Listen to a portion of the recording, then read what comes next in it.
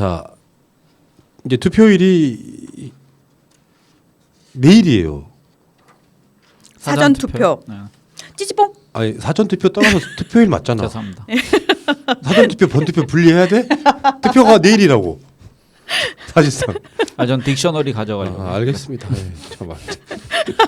딕셔너리 보팅 아닙니까?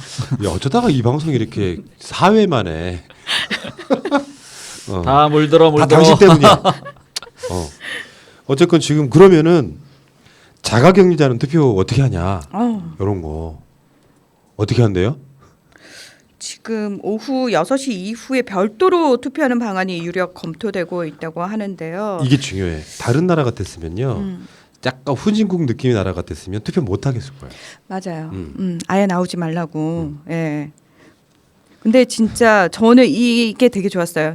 자가격리자에게도 정부가 국민의 기본권인 참정권을 보장하는데 소홀함이 없어야 한다고 본다.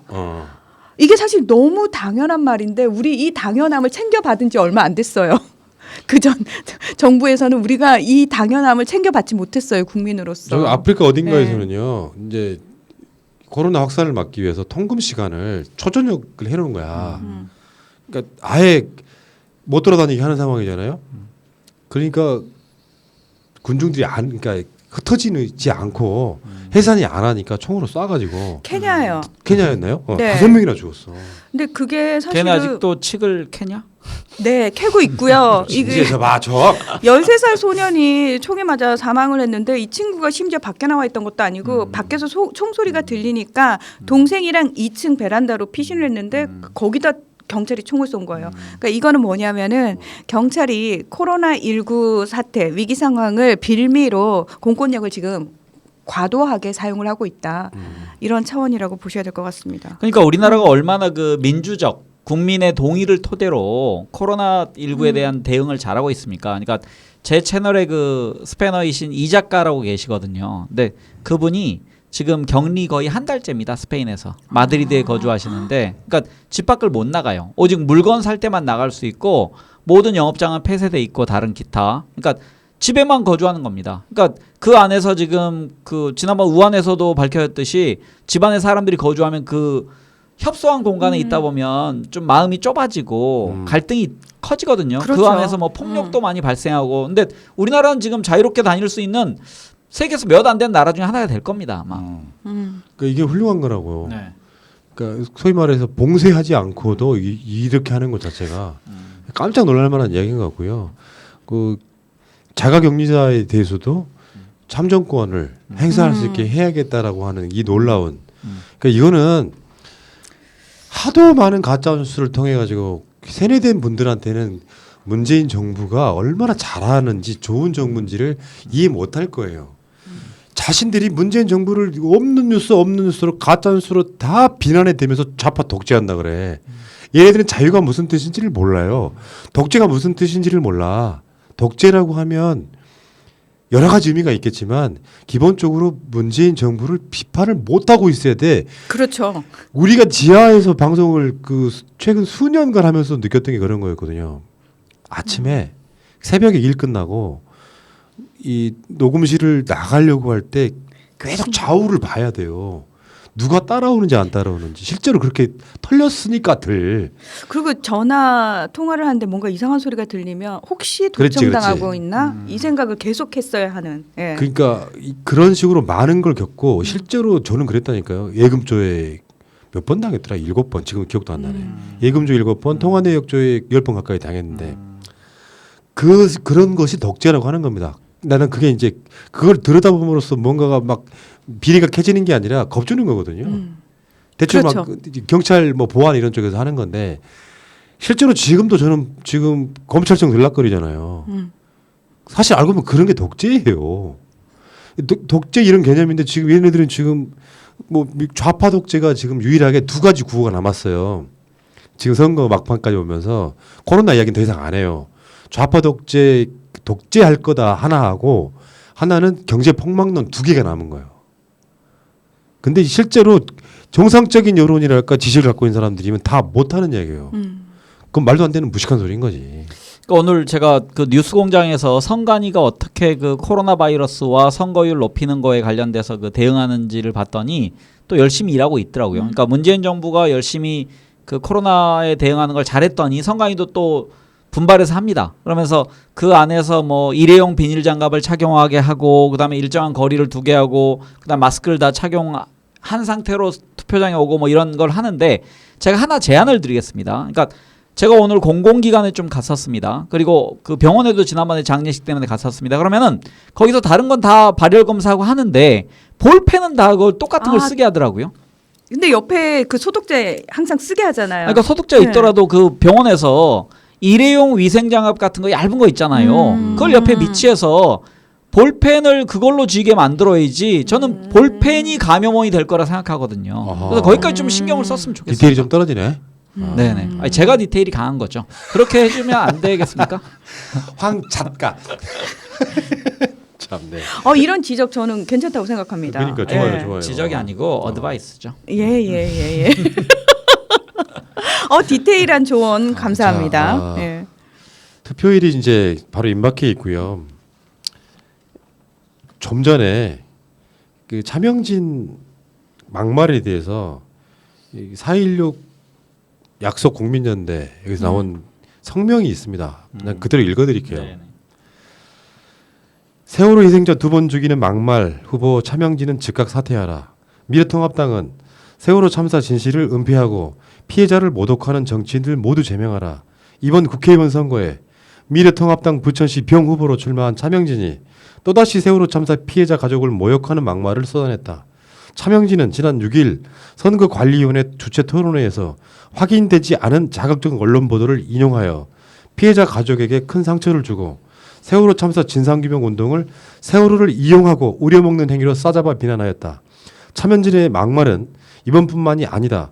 지난해 세월호 참사 5주기를 하루 앞두고 본인 페이스북에 희생자와 피해자를 모욕한 막말을 게시하기도 했다. 세월호 참사 피해자 가족들은 생때 같은 자식과 가족을 잃은 슬픔, 커다란 상처를 안고 6년을 살아오고 있다. 특히 4.16 세월호 참사 이맘때가 되면 슬픔과 상처는 더한다. 그런데 차명진은 지난해와 올해 4월 추모 기간에 세월호 참사 희생자와 피해자 가족을 모욕하고 공격하는 언행을 거듭하고 있다. 추모 분위기에 죄를 뿌리고 가족들을 모독하려는 악의가 없었다고 보기 어렵다. 지난해 미래통합당이 솜방망이 처분으로 두둔하고 후보를 공천까지 한 것이 차명진의 반인권 행위를 용인하고 부추기는 구실을 했다. 미래통합당은 더 이상 범죄자를 두둔하지 말아야 한다. 윤리위원회 제소나 거칠의 사과로 면피해서는 안 된다. 차명진을 즉각 제명해야 한다. 차명진뿐만 아니라 세월호 참사의 원인을 제공했거나 진실을 은폐하고 피해자를 핍박해온 인사에 대한 공천을 처리하고 당에서 제명해야 한다. 이는 미래통합당뿐만 아니라 모든 정당과 부적격 후보들에 대한 우리의 경고다. 스스로 하지 않으면 유권자의 심판이 뒤따를 것이다. 우리는 결코 잊지 않을 것이다. 차명진을 비롯한 17명의 낙선 대상자들을 유권자와 함께 반드시 심판할 것이다. 2020년 4월 9일 4.16 4월 16일에 약속 국민연대 이렇게 입장이 나왔는데요. 투표라는 것은요. 나는 그렇게 생각합니다. 내 삶의 질을 높여줄 사람, 나를 대변해줄 사람, 그런 의미의 투표를 해야 되는 것이지, 박근혜 같은 유신공주가 불쌍하다고 투표하는 게 말이 됩니까? 황교안이 언제 한 번이라도 자신 국민들을 위해서 뭔가를 약속한 적이 있답니까? 50만 원 전 국민 지급하자는 것도 일관된 그 사람의 모습입니까? 당장 급하니까 막 지르는 거지. 투표는 그래서 굉장히 중요한 것 중에 하나라고 생각이 드는데 그 투표를 포기하시겠습니까? 세월호 유가족분들이 최근에 했던 말이 그런 거예요. 그 당시에 세월호에 희생됐던 아이들은 투표를 하고 싶어도 못한다고. 투표권이 생긴 지는 꽤 됐을 테지만 투표를 하고 싶어도 못한다고. 그 아까운 투표권을 그냥 날리시겠습니까? 우리가 투표를 많이 할수록 우리 새끼들이 안전한 나라가 되는데? 두 분 말씀 마무리하십시오. 저는 아까 그 글을 읽으면서 글 내용을 떠나서 그 이제 4.16 연대 같은 데서 나오는 글은 실은 이게 머리로 쓴 게 아니고 눈물과 가슴으로 쓴 글이거든요. 그래서 그런 글들은 그냥 가슴을 아프게 합니다. 늘. 그래서 말을 잇지 못하게 만드는 그런 글입니다. 그러니까요. 저는 박근혜 정권이 정말 잔인한 정권이라고 생각했을 때가 물론 여러 번 있었지만 제일 충격으로 남았을 때가 그 4월 16일 그 상황을 전 국민에게 생중계를 하면서도 전혀 어떤 구조 작업도 하지 않았다는 그 사실이거든요. 그러니까 그 유족들에게만 아픔으로 남아있는 날이 아니라 사실은 대한민국 전 국민이 트라우마로 남을 날이거든요. 그래서 우리에게 그 평생 잊을 수 없는 트라우마를 안겨준 그 정권에 그대로 복무했던 사람들이 다시 정권을 잡으려고 하는 상황을 여러분이 투표로서 단죄를 하셔야 된다라고 생각을 하고요. 주변의 분들한테 반드시 지금 하는 투표가 어떤 의미를 가지는 것인지에 대해서 좀 말씀을 해주셔야 된다고 예. 생각을 합니다. 좀 전에 우리 채팅창에 어떤 쓰레기 같은 놈이 이런 글을 씁니다. 세월호 쓰리섬 진실은 무엇일까요? 야, 이 양아치 새끼야. 진짜 화나게 하네. 그런 궁금증을 이야기해야 될 단계가 아니라고.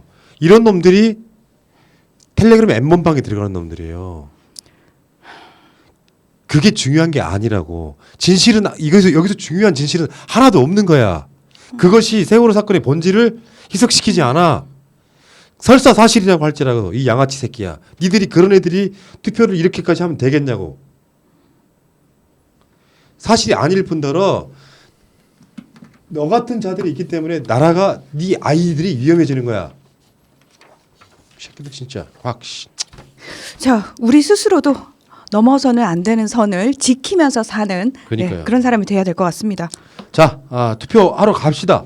투표를 한 표라도 더 많이 해가지고 대한민국 이 땅에 정말 저 짐승만도 못한 것들이 국회에 한 마리도 없었으면 좋겠어요. 나는 한 사람이란 말 안 하고 싶어. 한 마리도 없었으면 좋겠어. 금수니까 한 마리지. 황교안 한 마리, 나경원 한 마리, 김진태 한 마리, 오세훈 한 마리가 국회에 사라지는 그날까지. 아 진짜 열받네 그 새끼 그거. 아이씨. 에이, 그렇게 설명을 해도 모르잖아. 쓰리섬의 진실이 뭐냐니. 금수의 뜻을 정확히 알고 계시는군요. 미친놈이네. 마리로 세다니.